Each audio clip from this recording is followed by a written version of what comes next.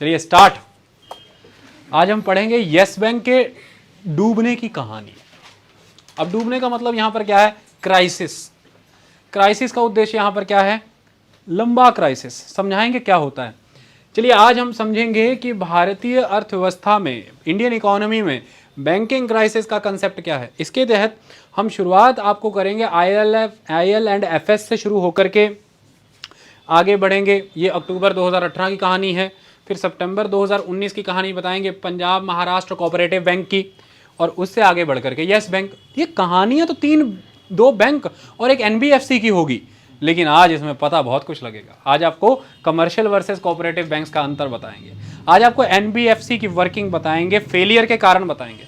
आज आपको क्राइसिस समझाएंगे। हमारे हर इकोनॉमी के लेक्चर की तरह ये मल्टी प्रोन्स्ड होगा, सिरे से सिरा जोड़ देंगे।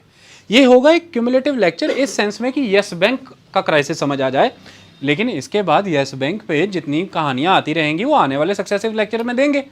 जो जो कारण पता लगते रहेंगे सरकारों को जांच में, हम आपको भी बताएंगे। ऐसी कोई बात नहीं। आज हम एक क्यूमुलेटिव से स्टोरी समझते हैं, अंडरस्टैंड करते हैं। यस बैंक से कहानी की शुरुआत करता हूँ। यस बैंक 2004 में बना। राणा कपूर और अशोक कपूर ने मिलकर के बनाया। अशोक कपूर, राणा कपूर। 2004 में जब ये बना तो इसे ये टैग दिया गया कि एक तरह के कॉरपोरेट बैंक की तरह काम करता है। मतलब आम जनमानसों के अकाउंट, वहाँ पर सेविंग अकाउंट जिन्हें हम डिमांड डिपॉजिट के तौर पर जानते हैं, वो उस तरह से नहीं ओपन होते थे। ज़्यादातर ये काम क्या किया करता था कि बड़े बिजनेसेस को लोन दे देना, ये एक इंपॉर्टेंट एस्पेक्ट है। NBFCs, non banking financial companies को लोन दे देना, इस तरह के काम किया करता था। और बड़े बड़े बिजनेस हाउसेस के ही अकाउंट्स यहाँ पर हुआ करते थे, या फिर सैलरी अकाउंट्स हुआ करते थे। तो उनके सैलरी अकाउंट मैनेज करना, उनके कंपनी के फर्म के अकाउंट मैनेज करना, उनको लोन्स प्रोवाइड करना, NBFCs को पैसा लेंड करना, इस तरह के काम ये किया करता था। तो इसे कॉरपोरेट बैंक का नाम दिया गया। लेकिन समय आगे बढ़ा, फिर इसके पास कासा आ गया, करंट अकाउंट, सेविंग अकाउंट, इस तरह के डिपॉजिट। इस समय तो 29 लाख आम खाता धारक हैं इसके पास। 29 लाख आम खाता धारक, ये एक इंपॉर्टेंट गतिविधि। 2005 में ये एक साल के अंदर ही रेड हेरिंग प्रोस्पेक्टस प्रेजेंट करके IPO के थ्रू शेयर बाजार में लिस्टेड हो गया। तो 2005 में तो शेयर बाजार में आ गया। 2008 के 26 नवंबर आपको पता ही है, वो मुंबई पर आक्रमण हुआ आतंकवादी। ऐसे में अशोक कपूर उसमें मारा गया। अशोक कपूर के मारे जाने के बाद उसकी पत्नी और राणा कपूर के बीच में डिस्प्यूट स्टार्ट हुआ बैंक को लेकर के। अशोक कपूर की पत्नी अपनी बेटी को बोर्ड ऑफ डायरेक्टर में एक इंपॉर्टेंट पोजीशन पे इंसर्ट करना चाहती थी। बोर्ड ऑफ डायरेक्टर्स इसमें नहीं सहमत थे। ऐसे में ये डिस्प्यूट कोर्ट के पास पहुंचा। कोर्ट की कार्रवाई लंबी चली और उस कार्रवाई के निर्णय में 2016-17 में फैसला आया और राणा कपूर के हक में ये निर्णय आ गया। राणा कपूर फिर दोबारा से मैनेजिंग डायरेक्टर और CEO की पोस्ट पर नियुक्त हुए। अंततः 2018 RBI ने यह कह दिया कि राणा कपूर अब यहाँ पर एज इट इज़ कंटिन्यू नहीं करेंगे। इसका कारण क्या हो गया? RBI ने ऐसा क्यों कहा? 2015 में एक एसेट क्वालिटी रिव्यू हुआ। एसेट क्वालिटी रिव्यू अक्सर होता है, क्या होता है कि बैंक जो हैं इनके पास मेन कमाई का जरिया क्या होता है कि जो ये लोन देते हैं उस पर इन्हें ब्याज आता है। इसकी वजह से जो आप लोन देते, अब जैसे मान लीजिए कि मैं हूँ, एक सिस्टम होता है टर्म डिपॉजिट, टाइम डिपॉजिट, एक होता है डिमांड डिपॉजिट। अब मैंने 1 लाख रुपए के लिए FD करा दी है ना, वो तो समय में बंधी हुई है ना। वो मैं जब डिमांड करूँगा उस हिसाब, मतलब मैं FD अकाउंट से चेक तो नहीं काट के दूंगा किसी को, या खड़े पैर बैंक के ऊपर जा करके डिमांड प्लेस करूँगा, डिमांड बैंक वो दे दे, ऐसा नहीं है। उसकी एक अवधि है। अब दूसरे होते हैं डिमांड डिपॉजिट, जिसके तहत सिंपल भाषा में सेविंग अकाउंट। अब सेविंग अकाउंट में आपका पैसा खड़ा है, 1 सेकंड में ATM डालिए, 1 सेकंड में चेक काट के दीजिए किसी को। Bank is bound to place that money at the dispense of that person जिसको आपने चेक दे दिया या ATM यूज़ करिए, तो इट इज़ योर मनी। इस तरह से डिमांड डिपॉजिट, टर्म डिपॉजिट के हिसाब से बैंकों के पास पैसा आता है। अब इसमें ये जो पैसा सारा बैंक के पास आ रहा है किसी भी रूप में, चाहे वो FD थी, चाहे रेकरेंट डिपॉजिट था, चाहे फिक्स्ड डिपॉजिट था, चाहे सेविंग अकाउंट या करंट अकाउंट है, इस पर बैंक को पहले तो ये पैसा भी आपको वापस करना है और बैंक को आपको ब्याज देना है इस पर। कभी ना कभी तो बैंक से ये पैसा आप लेंगे ही ना, तो ये बैंक की जिम्मेदारी हो गया ना भाई। यह पैसा जो बैंक के पास पड़ा है वह तो बैंक की जिम्मेदारी हो गया ना। इसे बैंक की लायबिलिटी कहते हैं। ये क्या हो गया? बैंक की लायबिलिटी। क्यों? क्योंकि आपका 10 लाख बैंक के पास पड़ा है, वो बैंक दे है, वो देना है उसे आपको, वो उसका नहीं है। लेकिन अल्टीमेटली जब उसी 10 लाख रुपए को बैंक मार्केट में रोटेट कर देता है, उस पर बैंक को ब्याज आ रहा है, और जब बैंक को उस पर ब्याज आ रहा है तो फिर बैंक का वो क्या हो गया? एसेट। आप किसी भी एसेट से कमाइयाँ करते हैं ना, इस तरह से बैंक की एक लायबिलिटी होती है और एक एसेट होता है। और ऑलवेज ये माना जाता है कि बैंक की लायबिलिटीज़ जो हैं एसेट उससे ज़्यादा होने चाहिए, बेहतर होने चाहिए। ऐसे में सबसे इंपॉर्टेंट चीज़ आ जाती है लोन। अब जब ये लोन हमने दिए हैं तो इसमें बैंक कभी भी नहीं चाहता कि आप जल्दी लोन बंद करा दें, ना ना ना। बैंक कभी भी नहीं चाहता कि आपकी संपत्ति जब्त कर ले, नो। बैंक ऑलवेज चाहता है हे प्रभु लोन चलता ही रहे, चलता ही रहे और ये ब्याज देता ही रहे। क्यों? क्योंकि बैंक को पता है ये मेरा एसेट है। ऐसे में वो एसेट परफॉर्म कर रहा है। क्यों? वो ईएमआई दे रहा है, इक्वेटेड मंथली इंस्टॉलमेंट्स, इसमें ब्याज भी आ रहा है और असल भी आ रहा है। इसके तहत अब होता यह है कि जब वो लोन परफॉर्म करना बंद कर दे, आज एनपीए पे लेक्चर नहीं है, हमारे इकोनॉमी में लेक्चर डिटेल में, 3 महीने का समय इसमें रहता है। सिंपल सी भाषा बता रहा हूँ कि 3 महीने के समय के तहत आपने ना तो असल भरा कुछ, ना ब्याज भरा, तो फिर वो एसेट अब परफॉर्मिंग नहीं रह गया, वो तो हो गया नॉन परफॉर्मिंग। 3 मंथ 90 दिन बीत गए, ना तो आपने असल भरा ना ब्याज भरा, अब वो नॉन परफॉर्मिंग हो गया पूरी तरह से, ये हो गया एनपीए। इस तरह से एनपीए बैंकों में बढ़ते चले गए, काफ़ी बड़े स्तर पर चले गए। बैंकों की जितनी टोटल लैंडिंग है उसका 11.1% तक एनपीए आ गया। कई लाख करोड़ रुपया एनपीए में कवर हो गया। मतलब वो पैसा जो बैंक का एसेट हो सकता था अगर वो परफॉर्म करता, बट अब वो परफॉर्म नहीं कर रहा है तो वो नॉन परफॉर्मिंग एसेट हो गया एनपीए। ऐसे में बैंक का मेन कार्य आपको पता होना चाहिए, बैंक का मेन कार्य करेंट अकाउंट सेविंग अकाउंट नहीं है, बैंक का मेन कार्य लोन देना है, बैंक का मेन कार्य लैंडिंग है। क्यों? क्योंकि करेंट अकाउंट सेविंग अकाउंट पे बैंक आपको ब्याज दे रहा है। अब मैं आपसे एक सवाल पूछता हूँ, ब्याज किधर से दे रहा है? लोन देकर ही तो ब्याज दे रहा है। तो जिस बैंक का लोन बंद, वो बैंक भी बंद, ये बात याद रखें। इसलिए हमारे देश में बैंकों के अलावा एक बॉडी है जिसे आप नॉन बैंकिंग फाइनेंशियल कंपनीज कहते हैं, एनबीएफसी। इनकी एक खासियत है, डिपॉजिट्स नहीं लेते, फिर भी लेंडिंग करते हैं, फिर भी लेंडिंग करते हैं, लोन देते हैं ये लोग। और लोन देने का अर्थ यहाँ पर ये है कि ये आधा बैंकिंग कार्य कर रहे हैं, पूरा नहीं। आधा बैंकिंग तो नॉन है लेकिन फिर भी बैंकिंग है, तो नॉन बैंकिंग फाइनेंशियल कंपनियों के तौर पर ये काम करती हैं। आई बात समझ में? क्यों? क्योंकि बैंकों का मेन कार्य तो लोन देना ही है, चाहे नॉर्मल बैंक है चाहे एनबीएफसी है। अब लोन में जब समस्या आती है तो सारी कहानी बिगड़ जाती है, वो हम आपको समझाएंगे। अब हुआ क्या, कई बारी कंपनियां क्या करती हैं, उनकी रेगुलर ऑडिटिंग होती है, वो ऑडिटिंग की रिपोर्ट सीधे सबमिट होती है आरबीआई के पास। बैंकों के कर्मचारियों से आपने अक्सर सुना होगा, बैंक ऑडिटिंग चल रहा है, बैंक ऑडिटिंग चल रहा है, बहुत देर तक बिठाते हैं, मेरे किए हुए सारे लोनों पे अब जांच चल रही है, हो रहा है, ऐसा चलता रहता है। चार्टर्ड अकाउंटेंट्स आते हैं, कुछ अपने भर्ती किए होते हैं, कुछ बाहर से भी आते हैं, सब लोग डबल रीचेक होता है, 2-2 3-3 बार ऑडिटिंग होती है, फिर रिपोर्ट्स तैयार होती हैं, सील बंद लिफाफे में आगे चली जाती है। हर ब्रांच की होती है, आपको पता होना चाहिए, तभी तो इतने बड़े बैंक की हुई 6-6 हज़ार ब्रांचेस हैं बैंकों की, फिर जा करके वो होता है। अब इसमें क्या होता है, बैंकों के पास एक अपॉर्चुनिटी रहती है, वो क्या करते हैं, ड्रेसिंग कर देते हैं। ड्रेसिंग का मतलब यहाँ पर क्या है कि अब जो लोन है, वो लोन को वो क्या करेंगे, इस तरह से मैनेज कर दिया जाता है कि वो उस बार की ऑडिटिंग के तहत ये शो नहीं हो पा रहा है कि वो बैड लोन है।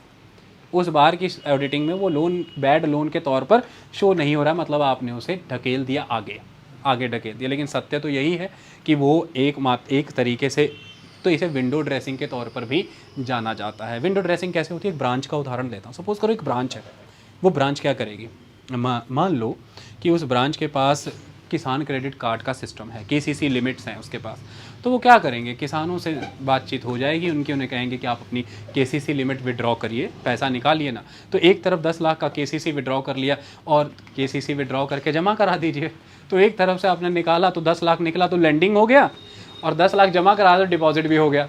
दोनों साइड में हम एक ही स्ट्राइक से बेस्ट हो गए। इधर से डिपॉजिट बढ़ गए, मैनेजर साहब को तो रिपोर्ट देनी थी, मैनेजर साहब ने 70 लाख रुपए का साइकिल ऐसा घुमाया कि इधर से 70 लाख लेंडिंग में, वही घूम के जमा में। तो बस ये करते रहे विंडो ड्रेसिंग, बड़े मजे से बैंक ये करते रहे। मैनेजर साहब सेंचुरी अलाउंस से चाय मंगा करके पीते रहे, बाकी के प्रोबेशनरी ऑफिसर उन्होंने साथ मिला लिया, कुछ डर के मारे मिल गए, कुछ को आता पता ही नहीं था कि ये हो क्या रहा है। वो तो बाद में समझ में आया, कहते ओह ये क्या चल रहा था सर, कहते समझाएंगे तुम्हें समय मिलने पर। इस तरह से ज़िंदगी चलती रही बैंकों की। एक समय में आके ये क्रियाकलाप तो बंद होने ही थे। अब हुआ ये कि ये जो पर्टिकुलर बैंक है, येस बैंक, ये अपने फंड को डाइवर्जेंस में दिखाता था, मतलब कि जो बैड लोन में दिखाना है वो नहीं लिखाता था, डाइवर्ट कर देता था। इसे डाइवर्जेंस कहते हैं बैंकिंग भाषा में। अब हुआ ये फाइनली कि जब 2015 में एसेट क्वालिटी रिव्यू की गाइडलाइन आई आरबीआई के द्वारा, उसने बोला इसको कर, तो फिर 2016 में पता लगा कि 4000 करोड़ का फंड तो डाइवर्ज किया हुआ है। 2017 में दोबारा रिपोर्ट आई तो पता लगा 6000 करोड़ डाइवर्जेंस में। जब 4000 और 6000 करोड़ के डाइवर्जेंस की खबर आई तो शेयर बाजार में भौकाल मच गया। क्यों? बैंक शेयर बाजार में लिस्टेड था। जब बैंक शेयर बाजार में लिस्टेड था तो शेयर बाजार वालों ने देखा कि ओ माय गॉड, ये तो झूठ बोलता है बैंक, ये तो सच्चे लोन दिखा नहीं रहा आपने, मतलब 6-6 करोड़ अंदर कारपेट कवरेज, इसका मतलब पता नहीं और कितना इसका नेगेटिव होगा। शेयर बाजार के उन लोगों का विश्वास गिर गया जो इन्वेस्टर थे, उन्होंने कहा भैया इसमें पैसा नहीं लगाना है, ये तो मतलब क्या कर दिया इसने अंदर ही अंदर, ये तो नुकसान है। एक तरफ शेयर बाजार से इन्वेस्टर ने यस बैंक से पैसा खींचना शुरू किया, यस बैंक का शेयर, क्योंकि जब आप शेयर बाजार से पैसा खींच रहे हो तो आप क्या कर रहे हैं, शेयर बेच रहे हैं। जब शेयर बेच रहे हैं तो शेयर की सप्लाई मार्केट में बढ़ गई, जब शेयर की सप्लाई मार्केट में बढ़ गई तो वो बहुलत बहुत हो गया। अब जो भी चीज़ आपको पता है डिमांड सप्लाई का कंसेप्ट, जब सप्लाई ज़्यादा हो जाएगी, डिमांड कम है तो कीमत क्या होगी, गिरेगी। इधर से शेयर गिर रहा, उधर से क्या हो गया, बड़ी बड़ी क्रेडिट रेटिंग एजेंसी होती है इंटरनेशनल लेवल पे और नेशनल लेवल पे, मूडीज़ हैं, क्रिसिल हैं, ये सारी एकदम से देखती रहती हैं आपको वॉच डॉग की तरह, और आपकी एसेट हेल्थ, आपकी फाइनेंशियल हेल्थ के ऊपर रिपोर्ट तैयार करती हैं। उन्होंने देखा ओ माय गॉड, तो they are doing such kind of activities की डाइवर्जेंस कर रहे हैं, विंडो ड्रेसिंग कर रहे हैं, लोन नहीं दिखा रहे बैड अपना, ऊपर से शेयर धारक भी वापस जा रहे हैं। उन्होंने क्रेडिट रेटिंग एजेंसी ने क्रेडिट कम करना शुरू कर दिया, किच किच किच, 5 स्टार 4 स्टार 3 स्टार 2 स्टार। जैसे आप इंस्टीट्यूट ज्वाइन करने के समय गूगल पे जा के रेटिंगें देखते हो कौन सा अच्छा है, ऐसे बड़े बड़े इंटरनेशनल पोर्टफोलियो इन्वेस्टर्स वो जब भारत में पैसा लगाते हैं, जिन्हें हम क्या कहते हैं, एक तो होते हैं एफडीआईज, फॉरेन डायरेक्ट इन्वेस्टर, एक एफआईआईज, फॉरेन इंस्टीट्यूशनल इन्वेस्टर्स, जो वहाँ के पोर्टफोलियो इन्वेस्टर के तौर पर, इंस्टीट्यूशनल इन्वेस्टर के तौर पर भारत में पैसा, तो वो क्या करते हैं, नेट पे जाते हैं, कहते हैं okay check about the yes bank, yes bank में 5 स्टार रेटिंग, कहते हो much this is secure and best, Moody's ने से 5 स्टार दिए हैं, क्रेजिल ने, लगाओ यहाँ पर पैसा। लेकिन एकदम से चेक करना yes bank, O my God ये तो 3 स्टार पे आ गया, नो आप it's something happening wrong inside the bank, चलो पैसा निकालो। वो खिलाड़ी आदमी है, वो ऐसे कीट पतंगों की तरह हवा में उड़ते मुझे फील होते हैं अक्सर। एकदम से सुनता है शेयर बाजार से इंटरनेशनल इन्वेस्टर ने पैसा निकाल लिया, जैसे सारा दिन इसी काम में लगे रहते हैं, तो वो एकदम से देखते हैं नहीं ये ठीक नहीं। एकदम से चाइना में देखा, चाइना कौन सा बैंक 5 स्टार है, कहते हैं वो शिफ्ट चाइना में डाल इसको, तो चाइना में डालते हैं, मतलब वो गेम कट पे खेलते हैं, कट पे। ऐसे बहुत से भारतीय भी हैं, डूबे भी हुए हैं, कई पार भी हो गए, कट पे खेलते हैं। कट का मतलब ये है कि 5 लाख लगाया हुआ है, 5 लाख पे कितना मुनाफा जा रहा है, मान लीजिए मुनाफा 1 लाख पे जा रहा है, अगर 1 लाख का मुनाफा घट के 50,000 है तो उस दिन 50,000 डाल देंगे कि 1 लाख पे ही रहना चाहिए। 1 लाख का मुनाफा घट के 1 लाख पे भी कम हो गया, 1 लाख और डाल देंगे, तो बेस वैल्यू वही रखते हैं, कट लगाते हैं ऊपर। इस तरह की कटिंग गेम खेलते रहते हैं सारा दिन बैठ करके शेयर बाजार में। इसे कुछ लोग देसी भाषा में जुआ भी कह देते होंगे, मुझे उससे कोई मतलब नहीं। अब मुद्दे की बात यह है कि इंटरनेशनल रेटिंग एजेंसी ने पैसा, तो फॉरेन इन्वेस्टर ने भी पैसा खींचा, इंडियन इन्वेस्टर भी पैसा खींच रहा है, येस बैंक के पास पैसा घट गया। ऑलरेडी येस बैंक का एनपीए में पैसा फंसा था, ऑलरेडी येस बैंक पैसा डाइवर्जेंस में दिखा रहा था। ये बात समझ में आई? इस कहानी के तहत अब माना ये जाता है कि लगभग 1100 ब्रांचेज वाला येस बैंक, लगभग भारत के सभी राज्यों में ब्रांच खोलने वाला येस बैंक, 21,000 कर्मचारियों वाला येस बैंक, 2,40,000 करोड़ के लोन वाला येस बैंक अब ठप है इस समय में। और उस पर क्या लगा दिया गया, आरबीआई के बैंकिंग रेगुलेशन एक्ट 1949 के सेक्शन 45 के तहत सरकार से खास दरखास्त की गई कि इनके ऊपर हमें मॉरेटोरियम लगाने की अनुमति दीजिए। सरकार ने बोला लगाओ यार, तो फिर सेक्शन 45 के तहत हमने मॉरेटोरियम लगा दिया। मॉरेटोरियम का मतलब यहाँ पर क्या है कि अब एक निश्चित समय तक बैंक की गतिविधियों पर निगरानी और रिस्ट्रिक्शन दोनों रहेंगे, निगरानी और रिस्ट्रिक्शन दोनों रहेंगे। इसके तहत आरबीआई ने बैंक के उस बोर्ड को निलंबित कर दिया जिस बोर्ड के तहत येस बैंक चल रहा था, और आरबीआई ने एक एडमिनिस्ट्रेटर वहां पर अपॉइंट कर दिया, और आरबीआई अब उस एडमिनिस्ट्रेटर के तहत येस बैंक को ऑब्जर्व करेगा। और यहां पर मॉरेटोरियम की पर्चा छपते ही, मैसेज मोबाइलों में आते ही लोगों में बम हो गया। लोग कहते ये क्या हो गया, मैसेज में मोटा मोटा चिपटा था और कांच के ऊपर पन्ना लगा हुआ था कि हमें बड़ा खेद है। कहते क्यों, आपको अब हम केवल 50,000 देख सकते हैं 1 महीने का, इससे ज़्यादा नहीं। आरबीआई ने लिमिट लगा दी, 50,000 से ज़्यादा नहीं। अगर तो बच्चे की बहुत हायर स्टडी या बहुत इमरजेंसी की कोई मेडिकल प्रॉब्लम या बहुत ज़्यादा शादी खले आन पड़ी है तो केस टू केस बेसिस पे देखेंगे कि 5 लाख तक दे सकते हैं, अदरवाइज़ 50,000। अब 1 महीने 50,000 से ज़्यादा आप नहीं निकाल सकते, चाहे जितना मर्जी जोर लगा दीजिए। सारे एटीएम डेड कर दिए, सारी इंटरनेट ट्रांजैक्शन डेड कर दी, रातों रात डिजिटल बैंकिंग एकदम ठप्पा हो गई। जितना मर्जी कार्ड किसी भी एटीएम के मुंह में डाल लेना, चौन्नी निकल जाए तो मुझे आके बता देना, सब डेड। आई बात समझ में? ये है येस बैंक की कहानी। ये वो दुख भरी कहानी है। राणा कपूर, उनकी पत्नी और बेटियां एकदम से लंदन की तरफ रवाना होने लगी। आपने ताज़ा ताज़ा खबर सुनी होगी, ईडी का नोटिस आ गया। ईडी ने बोला अरे इन्होंने तो मनी लॉन्ड्रिंग किया है। मनी लॉन्ड्रिंग क्या होती है यार? हवाला, हवाला की, ऐसे पुराने अखबारों में बड़ी खबरें आती थी ना, हवाला की राशि के साथ एक आदमी पकड़ा गया 4 लाख। तब हम सोचते थे हवाला क्या ही होता होगा ना, सुनने में शब्द बड़ा अच्छा लगता है, जैसे ये आदमी हवा खाता था और ये हवाला करता था तो इसलिए ये करता रहता, ये घूमने वाला आदमी।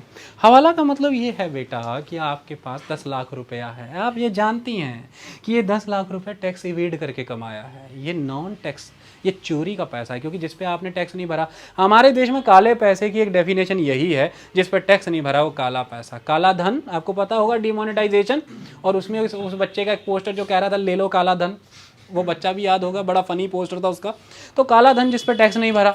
अब ऐसे काले धन को बेटा सफ़ेद भी तो करना है ना, कुछ तो करना है ना इसका।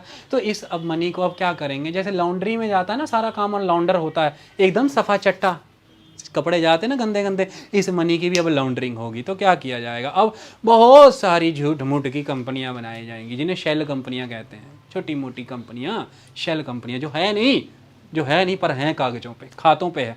इन कंपनियों के तहत 20-20 हज़ार करोड़, 20-20 हज़ार रुपया, 20-20 हज़ार रुपया करके बैंकों में डलाया जाएगा। एक बैंक से फिर दूसरे बैंक में ट्रांजैक्शन कराया जाएगा, दूसरे से तीसरे से करा करके करते करते फिर सारा एक दिन वापस निकाला जाएगा, वाइट हो जाएगा। एक बड़ा सा लग्जरी होटल बनाया जाएगा, आप रोज़ टेंशन में होंगे उसके सामने से गुजरते हुए, ये चलता भी नहीं फिर भी दरबान खड़ा रहता है, इतना चमकता है, इतना अच्छा लगता है, ग्राहक तो कोई देखा नहीं, गाड़ी कोई होती नहीं, फिर ये होटल काम क्या करता है ना, होटल के कमरे बुकड रहते हैं रोज। क्यों? होटल के कमरे रोज 30 कमरे, तीनों के तीनों बुकड, एक कमरे का किराया 4000। हो क्या रहा है, होटल बिल बना रहा है कि 4000 के हिसाब से हमारे 30 कमरे बुकड थे और उनके तहत हमें ये पेमेंट रिसीव हुई है हमारे अकाउंट में। वो कुछ भी नहीं है, रोज़ सुबह एक बैग आता है, वो बैग होटल में एंटर होता है, होटल के वाया वो होटल की इनकम बन करके बैंक में चला जाता है, पैसा वाइट हो जाता है। तो पैलेसेस, बैंक के माध्यम, पैलेसेस और होटलों के माध्यम से ये मस्त धंधा चलता रहता है। कैसा वाइट हुआ, 1 लाख रुपया सुबह कमाया 2 नंबरी, अब उसे शाम तक वाइट करना है। होटल के 30 कमरे भर दिए, फ़ोन किया भर दो 5-5 हज़ार रुपये के हिसाब से, और बैंक ने, होटल ने दिखा दिया कि भाई इतने कमरे हमारे ऑक्यूपाइड थे, ये हमने शाम तक कमाया पैसा, और ये चला गया बैंक। बैंक ने बोला किधर से लाए, बैंक पैसे बोलता नहीं है, अगर बोल दे किधर से लाए उन्हें दिखा देंगे, ये देखिए जी सुरेश आया था सुबह 12 बजे, 5000 का कमरा ले गया, शाम को 4 बजे खाली करके चला गया, बस सुरेश के नाम की एंट्री। ये है मनी लॉन्ड्रिंग, इस तरह से काम चलता है। यहाँ से पैसे निकाल के विदेशी कंपनियों में, विदेशी आइलैंडों पे, अलग अलग जगह पे भी लगाए जाते हैं। उस पर आज लेक्चर नहीं है, ये समझ में आया। तो ऐसा पता लगा राणा कपूर की बेटियों के कंपनियों के नाम पर 600 करोड़, किसी के नाम पे 1200 करोड़, किसी के 1800 करोड़ डाला गया। तो ईडी अलग से लगा हुआ है अब मनी लॉन्ड्रिंग की जाँच करने, सीबीआई अलग से जांच कर रहा है, आरबीआई अपने लेवल पे काम कर रहा है, SEBI security and exchange board of India वो शेयर मार्केट के हिसाब से काम कर रहा है। इस तरह से हर स्तर पर अब इन पर जांच चल रही है। समझें कि ये परिस्थिति आई क्यों, समझें कि परिस्थिति आई क्यों। इसे समझने के लिए थोड़ा पीछे जाना पड़ेगा, भारत का कंसेप्ट समझना पड़ेगा। देखिए हमारे देश में एक खास तरह की फाइनेंशियल इंस्टीट्यूशंस एग्जिस्ट करते हैं, जिन्हें हम नॉन बैंकिंग फाइनेंशियल कंपनी के तौर पर जानते हैं। समझते हैं कि ये नॉन बैंकिंग फाइनेंशियल कंपनी का सिस्टम यहाँ पर क्या रहता है, इसे अंडरस्टैंड करते हैं। देखिए होता ये है कि जब आप बैंकिंग सेक्टर की बात कर रहे हैं तो सिंपल भाषा में बैंक 2 कार्य करता है, डिपॉजिट्स देता है, लेता है, डिपॉजिट्स लेता है, लोन देता है, डिपॉजिट्स लेगा, लेंडिंग करेगा, दैट्स इट। एनबीएफसी की जब आप बात करें, नॉन बैंकिंग फाइनेंस कंपनी, में उदाहरण और सिंपलेस्ट तौर पे बताता हूँ, जैसे बजाज फाइनेंस सर्विसेज, सब लोग एसी वगैरह सब कुछ खरीदते होंगे, तो बजाज फिन सर्विसेज से तो डीलिंग होती होगी। अब फ्यूचर बैंक भी आया था, फ्यूचर ग्रुप वालों का, बयानी का, फ्यूचर ग्रुप जानते हैं ना, बिग बाज़ार, वो उन्हीं का ये फ्यूचर ग्रुप वालों को, तो उनको फ्यूचर बैंक भी आया था।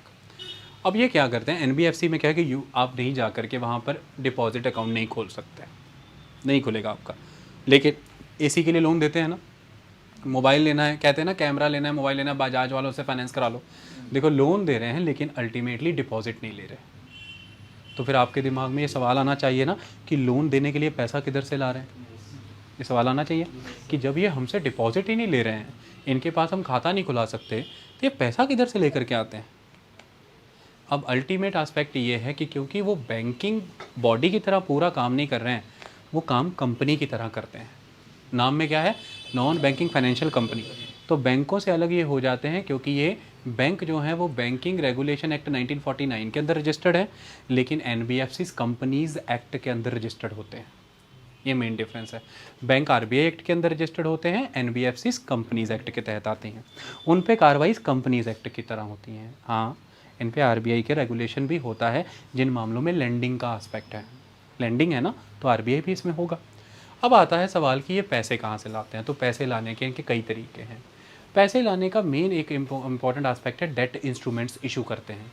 डेट का इंस्ट्रूमेंट का मतलब क्या है कि जैसे आपने किसी से कर्जा लेना है, उसके लिए कोई इंस्ट्रूमेंट इशू करके दे देंगे आप उसको।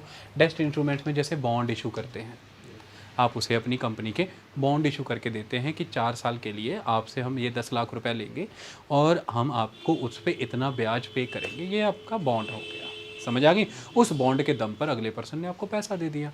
उसके बाद non convertible debenture, certificate of deposits, commercial papers, इस तरह की सारी चीज़ें ये यूज़ करते हैं। ये हमने इकोनॉमी के मनी बैंकिंग के लेक्चर अभी आ रहे हैं, उस पर ये एक एक पेपर खोल खोल के बताया है।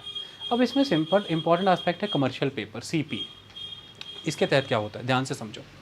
कमर्शियल पेपर के तहत ये किसी इंडिविजुअल से भी पैसा ले सकते हैं। ध्यान से समझो। जैसे मान लीजिए कि नॉन बैंकिंग फाइनेंस कंपनी मेरे सामने आई और उसने मुझसे पैसा लेना है, बीइंग इंडिविजुअल। तो इंडिविजुअल यहाँ पर मैं इंडिविजुअल भी हो सकता हूँ, मैं एज अ कंपनी भी हो सकता हूँ, कोई कॉर्पोरेट हाउस भी हो सकता हूँ। तो मैं इनको पैसा दे दूंगा और ये बदले में मुझे कमर्शियल पेपर इशू कर देंगे।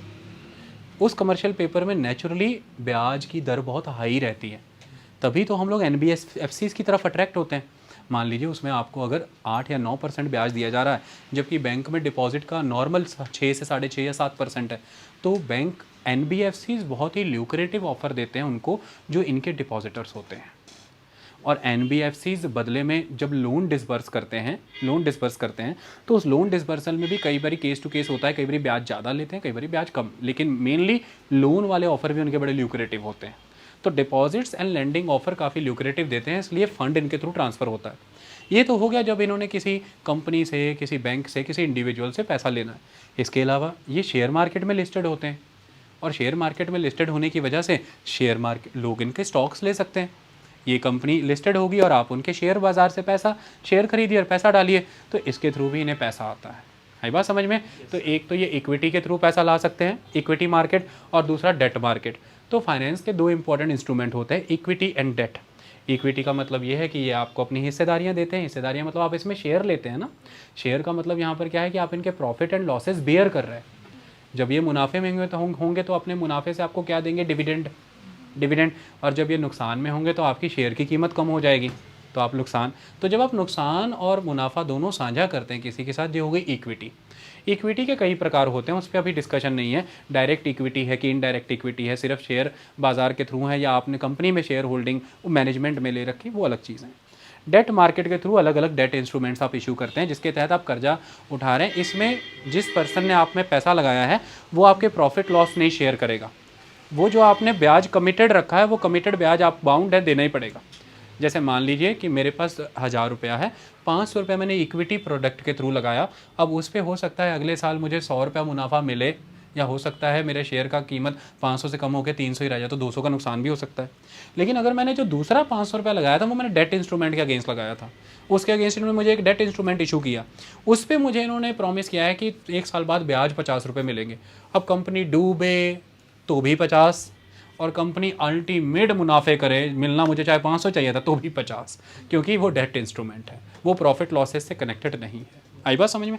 इस तरह इक्विटी और डेट इंस्ट्रूमेंट 2 तरह की पद्धतियों का इस्तेमाल करके एनबीएफसीज के पास पैसा आता है, लेकिन याद रखें डिपॉजिट्स नहीं है। डिपॉजिट्स की फॉर्म में अगर कुछ नज़र आ रहा है तो वो उसके जैसी चीज़ कमर्शियल पेपर के तहत पैसा आ रहा है, वो आपने 1 साल के लिए कमर्शियल पेपर इशू किया है और उसके बदले में आपको पैसा आ रहा है। देश में हुआ क्या, जड़ को समझना जरूरी है। देश में हुआ ये कि ग्लोबल लेवल पर एक क्राइसिस था, ग्लोबल इकोनॉमिक क्राइसिस 2013 ऑनवर्ड। मैं निवेदन करना चाहता हूँ दूरदर्शकों से, हमारे इकोनॉमिक स्लो डाउन पे इकोनॉमी का लेक्चर है कंटेम्प्रेरी इश्यूज़ में, उसको डिटेल से सुने, उसको समझेंगे तो ये और अल्टीमेट समझ आएगा। फिर अगला लेक्चर है कि इकोनॉमिक ग्रोथ कैसे बढ़ाई जाए, उसको सुने, ये समझ आएगा, क्योंकि सारी इकोनॉमी कनेक्टेड है। लेकिन फिर भी एक ग्लोबल लेवल इकोनॉमिक क्राइसिस 2008 में पूरा विश्व इकोनॉमिक क्राइसिस में था, उभरे 2010-11 तक स्टेबल हुए, लेकिन 2013 से फिर एक प्रक्रिया शुरू हो गई, इकोनॉमिक क्राइसिस का एक कंडीशन आया।